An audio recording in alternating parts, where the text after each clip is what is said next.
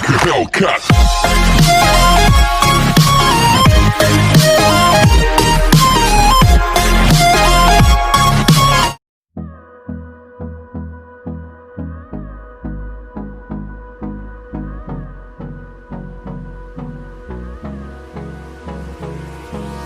Hold me close till I get up.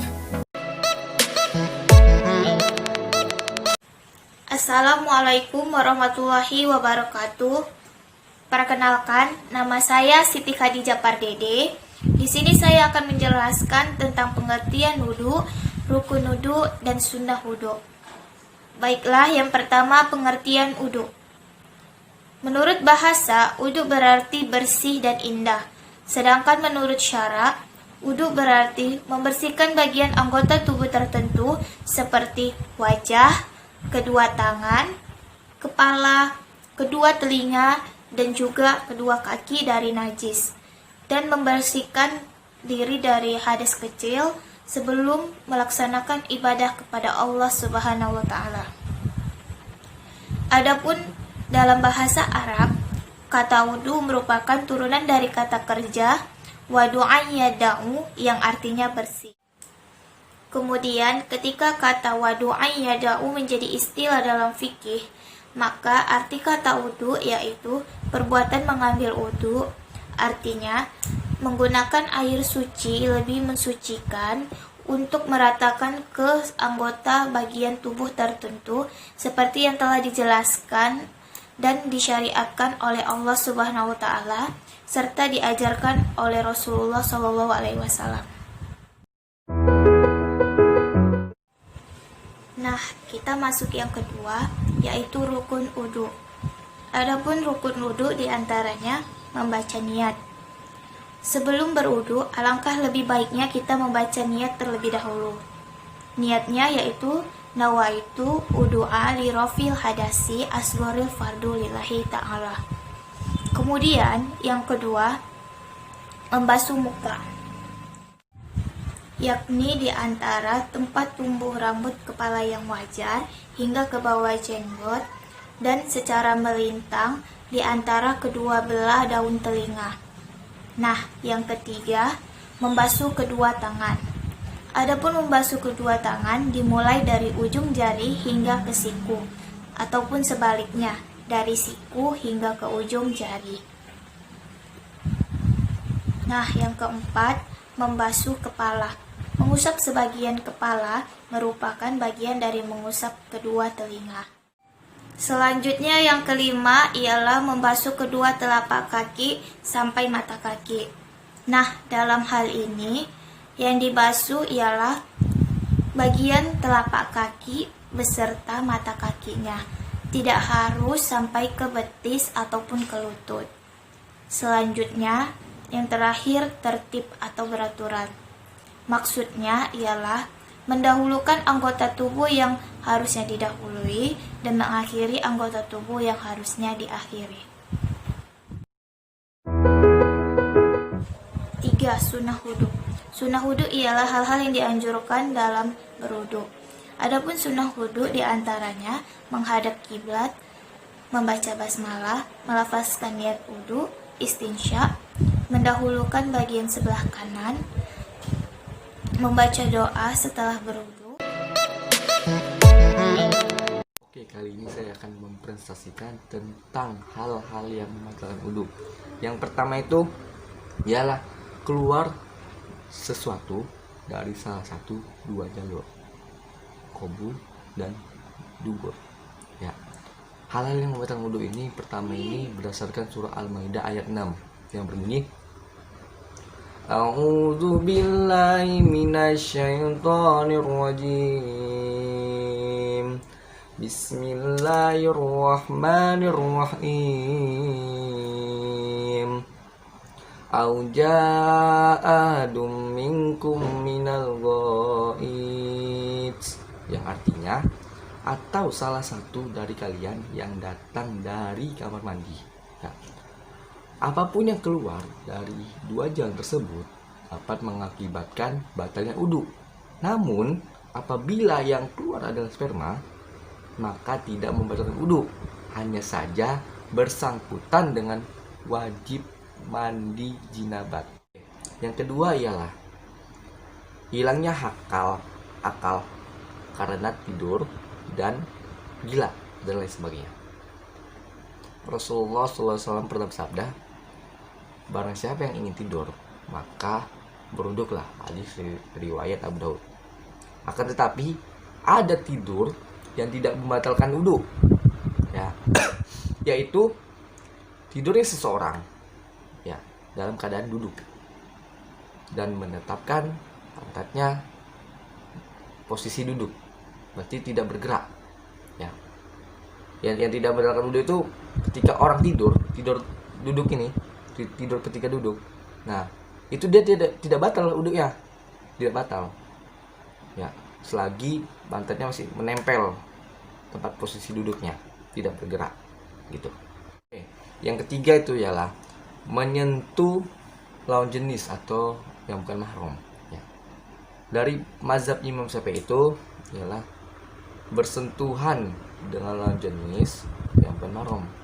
Dikategorikan yang bukan mahram ini yang haram dinikahi, ya, seperti ibu, nenek, anak, saudara. Nah, itu yang haram dinikahi, ya. Nah, selain itu, ya, ketika bersentuhan selain yang mahram tadi, berarti yang bukan mahram kan? Nah, itu batal wuduknya. Yang menjadi catatan, jika kita bersentuhan tapi ada penghalang, ya, seperti kayak kita menyentuh, misalnya saya menyentuh tangan wanita, ya kan, tapi pakai kain, ya, sentuh tuh sengaja atau tidak sengaja, itu wudhunya tidak batal karena ada penghalang, ada penghalangnya, gitu. Yang keempat, yang hal-hal yang membatalkan wudhu itu ialah megang alat kelamin. Rasulullah SAW pernah bersabda, barang siapa yang memegang alat kelaminnya maka berwudhulah. Hadis riwayat Ahmad. Secara lebih rinci, ya, batallah wudhunya, ya, ketika ia menyentuh alat kelamin, baik depan maupun belakang, baik yang masih hidup ataupun yang sudah mati, baik milik sendiri ataupun punya orang lain, baik anak kecil ataupun orang dewasa, ataupun yang sudah tidak ada. Nah, itu maka batal wudhunya. Baik, saya akan menjelaskan tentang pengertian mandi.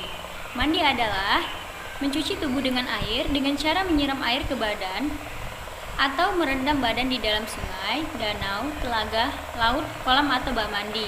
Manusia perlu mandi untuk menghilangkan bau, debu, kotoran, dan sel-sel kulit yang sudah mati. Hal-hal yang mewajibkan mandi menurut ulama fikih sebagaimana dibahas, ada 6 hal yang menyebabkan atau menimbulkan hadas besar pada seseorang sehingga dia diharuskan melakukan mandi junub. Keenam hal tersebut yaitu pertama, keluar mani, baik karena bersetubuh, mimpi, ataupun sebab yang lain. Keluarnya mani adalah salah satu penyebab harusnya seseorang mandi wajib, baik keluar dengan sendirinya atau melalui mimpi dan berhubungan suami istri misalnya, atau keluar dengan disengaja, dan wajib mandi setelah keluar mani.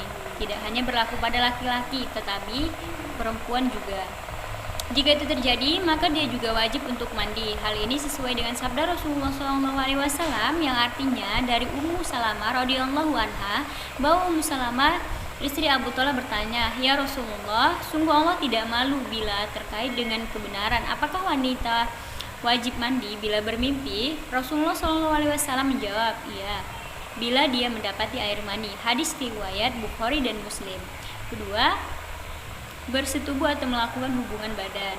Dua orang yang melakukan hubungan badan wajib melakukan mandi junub. Kewajiban ini timbul karena masuknya jakar ke dalam farji si wanita. Oleh karena itu, walaupun si laki-laki tidak sampai mengeluarkan mani, dia tetap harus melakukan mandi wajib.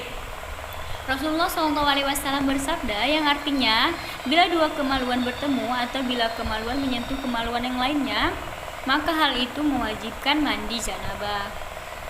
Ketiga, keluarnya darah haid. Haid adalah darah yang keluar dari farji wanita setiap bulannya. Haid pertama pada wanita menandakan dia sudah balik. dan sudah dikenai beban hukum dalam Islam. Umumnya haid akan terus ada setiap bulannya hingga usia tertentu, biasanya di atas 40 tahun. Wanita tidak lagi haid. Keluarnya haid ini mewajibkan seseorang untuk mandi, namun tidak di awal keluar mandi. Mandi wajib dilakukan setelah di akhir sampai benar-benar selesai. Keluarnya nifas. Nifas adalah darah yang keluar setelah melahirkan. Umumnya darah nifas akan terus keluar selama 40 hari setelah melahirkan, paling banyak 60 hari. Seseorang yang keluar darah nifas setelah melahirkan maka dan wajib mandi setelah nifasnya selesai. Kelima, melahirkan. Seseorang ibu yang melahirkan juga harus melakukan mandi wajib. Mandi wajib di sini adalah karena melahirkan, bukan karena nifas, karena bisa saja terjadi seseorang wanita melahirkan tanpa keluar nifas. Dan keenam, yang terakhir adalah orang yang meninggal dunia. Orang yang meninggal dunia wajib dimandikan oleh orang yang masih hidup kecuali orang yang mati syahid. Dan hal-hal yang disunahkan mandi, yang pertama membaca basmalah. Kalimat basmalah bukan hanya menjadi satu hal yang wajib dan dalam adab tilawatul Quran, tetapi juga kalimat yang mulia dan baik untuk dihafalkan ketika hendak melakukan sesuatu apapun, termasuk saat akan mandi wajib. Kedua, berwudu sebelum mandi wajib. Sesungguhnya manfaat berwudu dalam Islam ialah untuk membersihkan diri dari hadas kecil. Berwudu wajib hukumnya ketika hendak melakukan sholat, namun dalam tata cara mandi wajib menurut Islam berwudu adalah bagian dari sunnahnya. Ketiga, membasuh dengan tangan ke seluruh badan. Maksud dari amalan sunnah dalam mandi wajib ini ialah untuk meratakan air ke seluruh tubuh agar bersih seluruhnya.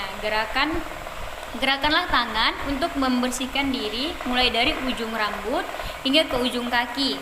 Gunakan air yang bersih dan memadai ketersediaannya. Keempat, terus menerus dalam melakukan mandi wajib mestilah tertib dan terus menerus, bermula dari satu tahap ke tahap selanjutnya tanpa disertai jeda. Misalkan setelah membasuh kepala maka langsung lanjut membasuh anggota tubuh yang lainnya, tidak perlu berhenti atau menunggu sesaat kemudian, karena mendahulu bagian tubuh yang kanan daripada yang kiri. Dalam Islam memang sangat dianjurkan untuk melakukan berbagai hal dalam kehidupan melalui dari bagian yang kanan kemudian baru yang kiri. Hal ini karena bagian kanan dianggap lebih baik daripada yang kiri.